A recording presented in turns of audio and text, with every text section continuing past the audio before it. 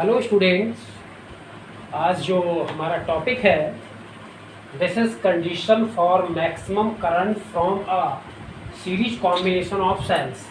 अगर सेल्स को हम सीरीज कॉम्बिनेशन में कनेक्ट करें तो उससे हमारी बेनिफिट क्या है।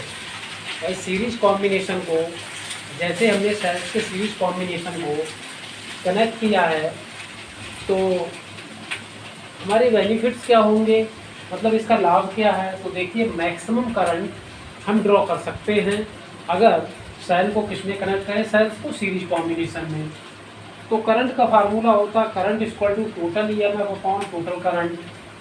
तो इस तरह से हमने E1 E2 EN E1 E2 dot dot EN, मतलब एन सेल्स हमने क्या किए, सीरीज में कनेक्ट किए हैं। ठीक है, तो देखिए, और ये सेल्स सभी सेम पोलरिटी से कनेक्ट हैं। सेम पोलरिटी का मतलब आप जानते हैं, पॉजिटिव का कनेक्शन नेगेटिव से, फिर अगले नेक्स्ट सेल का positive connected to negative, positive connected to negative and so on. Okay, ऐसा नहीं हो सकता। देखिए, अपोजिट सेम पोलरिटी ये होती है अगर हम किसी सेल का देखिए, अगर हम किसी सेल का negative terminal positive terminal connect करते हैं, ये सेम पोलरिटी होती है। This is the same polarity, याद रखिएगा, सेम पोलरिटी होती है। ठीक है, और अपोजिट पोलरिटी क्या होती है, दिस इज नेगेटिव, और नेक्स्ट सेल का हमने नेगेटिव ही कनेक्ट कर दिया, this is the opposite polarity. ये अपोजिट पोलरिटी होती है। समझ रहे हैं आप मेरी बात, दिस इज अपोजिट पोलरिटी। तो हमने सेल को किसमें कनेक्ट किया, सीरीज कॉम्बिनेशन में, और हमें मैक्सिमम करंट इससे ड्रॉ करना है। तो वो कौन सी कंडीशन होगी कि हम इससे मैक्सिमम करंट को ड्रॉ कर सकें। ठीक है, तो सबसे पहले तो हम क्या निकालते हैं कि इसका टोटल ही करंट इक्वल टू होता है formula of current equal to total EMF upon total current. तो हमने एन सेल्स किसमें कनेक्ट किए, सीरीज में, और इससे एक एक्सटर्नल रेजिस्टेंस लगा दिया।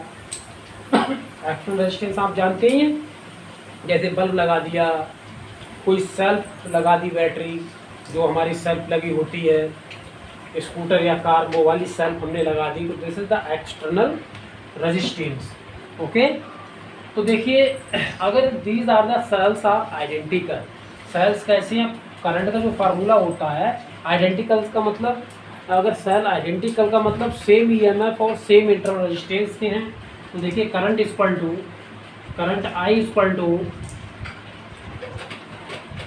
इक्वल टू यहाँ लिख दो, current I equal to total EMF. Total EMF क्या हो जाएगा, E1 plus E2 plus E3, E1 plus E2, E1 plus E2 plus E3 plus dot dot EN upon total resistance क्या हो जाएगा, R1 plus R2 plus R3 dot डॉट RN।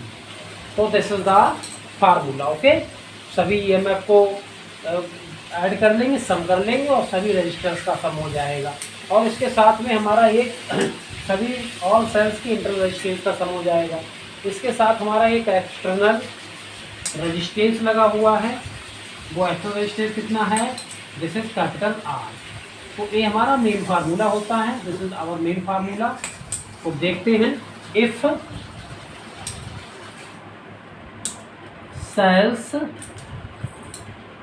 cells are identical, if cells are identical का मतलब, और identical means होता same EMF और same resistance के, same internal resistance. If cells are identical और same EMFs and same internal resistance, same internal resistance ए मतलब होता है आइडेंटिकल का, ठीक है।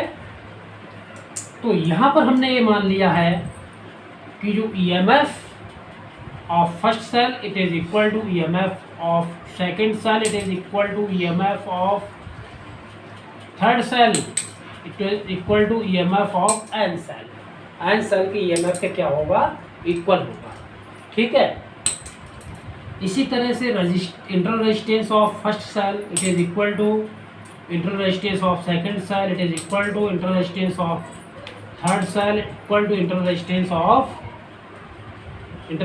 Of N cell.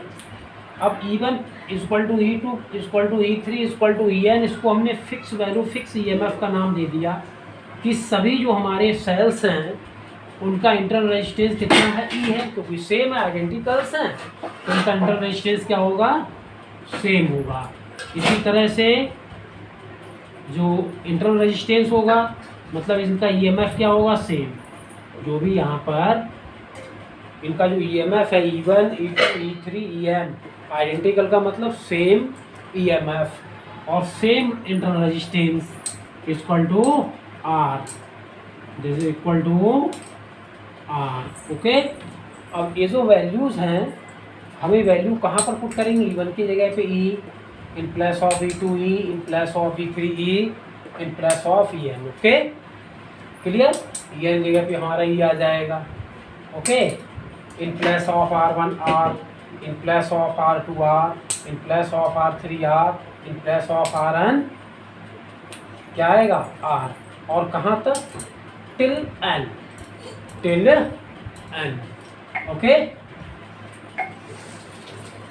देखिए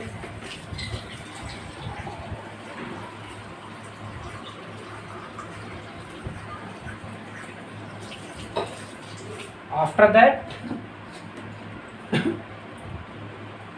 E1 in place of E1 will be E, in place of E2 will be E, in place of E3 will be E dot dot where and cells, कहाँ तक, n cells तक, E plus E equal to इन सभी का सम कहाँ तक है, n तक इक्वल टू E, और इन सभी का sum equal to n cells plus n cells. ये सभी का जो EMF होगा वो किसके बराबर होगा, एक सेल का EMF कितना हमारा E, तो n सेल्स का कितने सेल कनेक्ट हैं भाई, एक सेल का EMF कितना है, E1 का EMF E, E2 का EMF E, E3 का EMF E, how many cells are connected, n cells connected, तो इन सभी का EMF हो जाएगा n means number of cells और E means EMF of one cell, okay. n means number of cells, E means EMF of one cell. इसी तरह से R in place of R1 R till n cells, कितने cells हमने connect किए हैं, कितने cell का रेजिस्टेंस, n सेल्स का resistance, it is equal to n R। समझ गए होंगे आप इतनी सी बात, और इसको समझाने में मेरी समझ से कोई आपको दिक्कत भी नहीं होगी, है ना, ठीक है ना। n सेल्स कनेक्ट किए हैं तो उनका EMF NE, R cells connect किए हैं EMF NR, ठीक है, कोई दिक्कत नहीं होगी।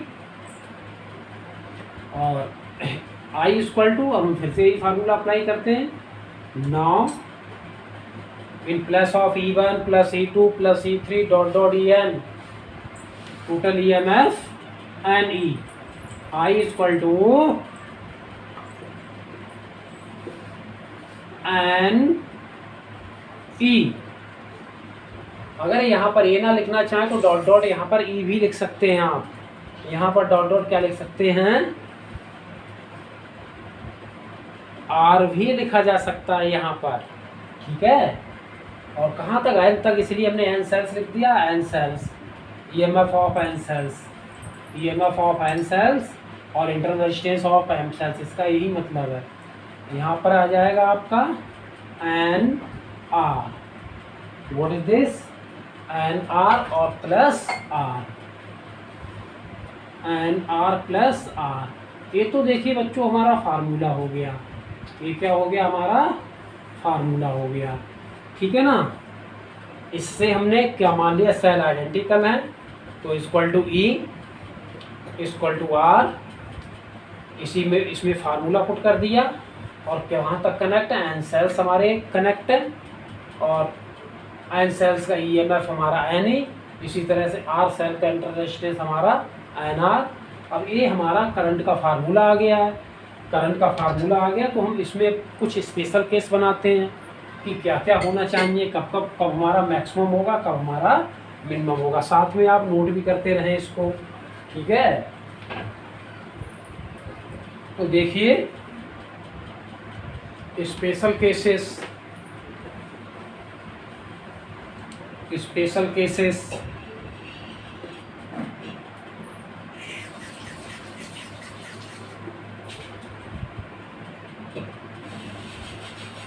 Special cases number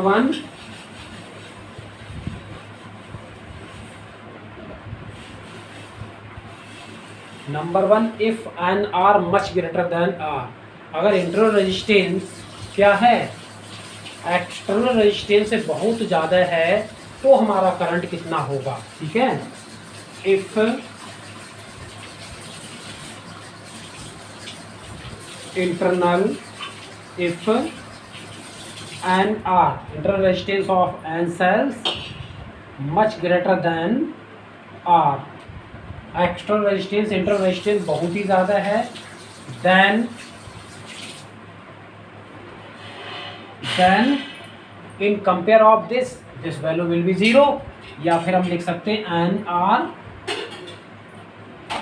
are plus capital R, it is approximately equal to R, N R plus capital R is approximately equal to N R, किसके equal होगा, एन आर के। भाई क्या होगा, अगर ये वाली वैल्यू बहुत ज़्यादा है इसके कंपेयर में तो ये तो इसके कंपेयर में क्या हो जाएगा, 0 हो जाएगा, तो इन दोनों का सम इसके इक्वल हो जाएगा एन आर के इक्वल। अगर मान लीजिए एन आर हमारा 100 और कैपिटल आर हमारा कितना है 0.00001, इस तरह से देखिए एन आर हमारा कितना है 100 और कैपिटल आर है 0.00001, क्या आप इसको इसमें ऐड करेंगे, नहीं ऐड करेंगे, जाहिर सी बात है। तो इसका वैल्यू हम अप्रॉक्स कितना लिख सकते हैं, अप्रॉक्स 100, ओके, क्योंकि हमारा यहाँ पर मेजरमेंट नहीं है, मेजरमेंट नहीं पड़ रहा है जो इसको भी इंक्लूड कर लेंगे, ठीक है। तो इसलिए तो जो फार्मूला हमारा यहाँ पर आ जाएगा I equal to N E upon N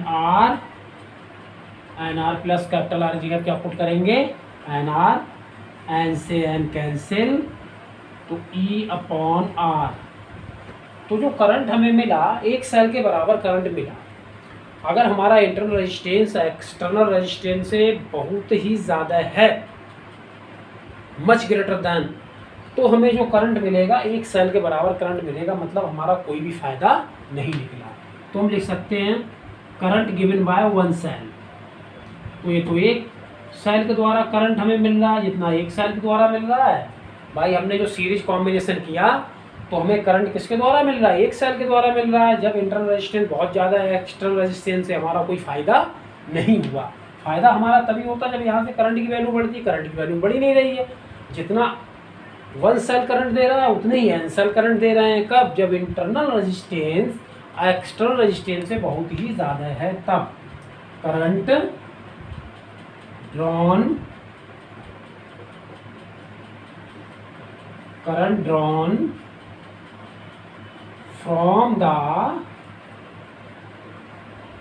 from the first cell, from the single cell,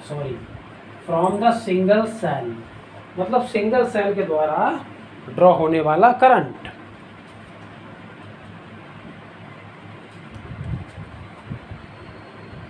current drawn from the single cell से मिलने वाला करंट। ओके, इसी तरह से देखिए अब हम क्या लेते हैं सेकंड कंडीशन में, if capital R, if this is internal resistance of n cells, if internal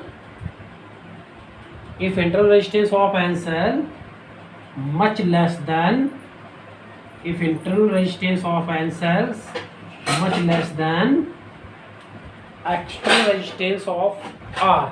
अब r हमारा बहुत ही ज़्यादा है किससे, nr से, तो ये वैल्यू क्या हो जाएगी, देन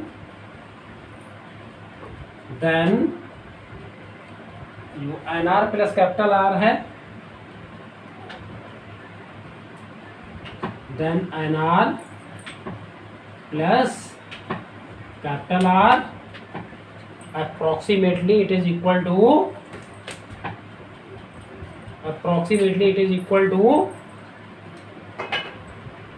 कैपिटल आर। ठीक है भाई, ये तो निगलेक्ट हो जाएगा इसके कंपेयर में, क्यों हो जाएगा, ये बहुत ही ज़्यादा है भाई, इसका वैल्यू एक्सटर्नल रेजिस्टेंस का बहुत ज़्यादा वैल्यू इससे, तो ये क्या हो जाएगा, निगलेक्ट हो जाएगा। अब हम क्या करते हैं देखिए, नोट करते रहिए साथ साथ में आप।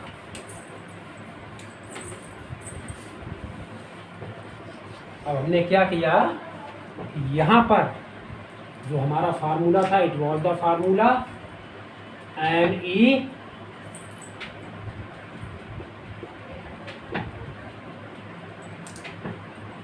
Upon N R plus capital R, तो अब ये जीरो हो जाएगा, I equal to N E upon capital R.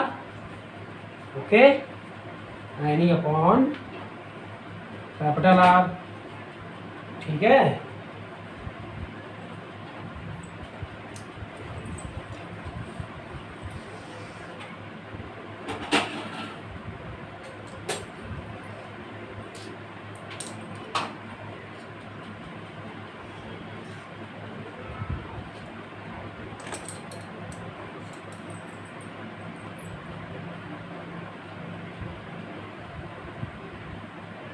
ठीक है ना।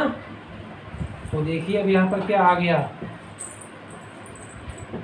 N into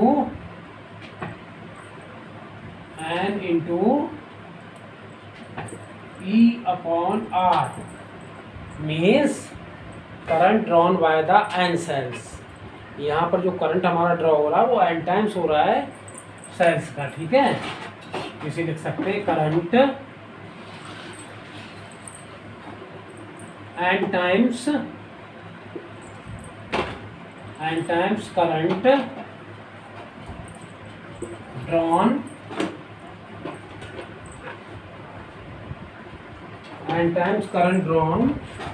from the one cell, and times current drawn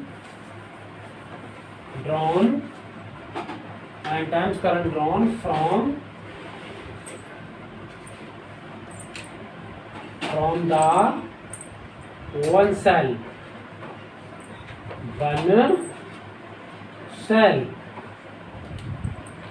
yes, from the single cell लिख सकते हैं आप।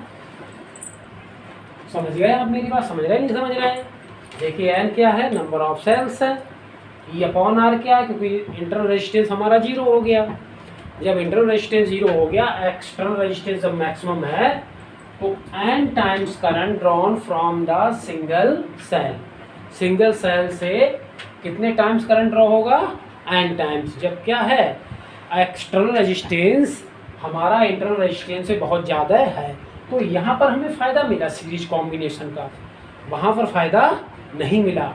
अब ये यूज कहाँ पर होता है, देखिए अगर हम 12 वोल्ट का कोई बैटरी, 12 वोल्ट के बैटरी से हमारा किसी कार का सेल्फ स्टार्ट हो जाता है, लेकिन अगर 12 सेल्स को हम सीरीज में कनेक्ट करते हैं तो हमारा बैटरी जो है सेल्फ को स्टार्ट नहीं कर सकता। मतलब 12 वोल्ट के बैटरी से सेल्फ स्टार्ट हो जाता है किसी कार का। लेकिन अगर हम 12 वोल्ट की बैटरी सेल्स से बनाते, मतलब सेल को कनेक्ट करके बनाए 12 वोल्ट की बैटरी, तो वो सेल्फ को, किसी कार के सेल्फ को स्टार्ट नहीं कर सकता। क्यों? क्योंकि उस कंडीशन में इंटरनल रेजिस्टेंस बहुत ज़्यादा हो जाता है। जब इंटरनल रेजिस्टेंस ज़्यादा हो जाएगा तो सिंगल सेल के बराबर करंट सेल्फ को मिलेगा और सेल्फ स्टार्ट नहीं होगी।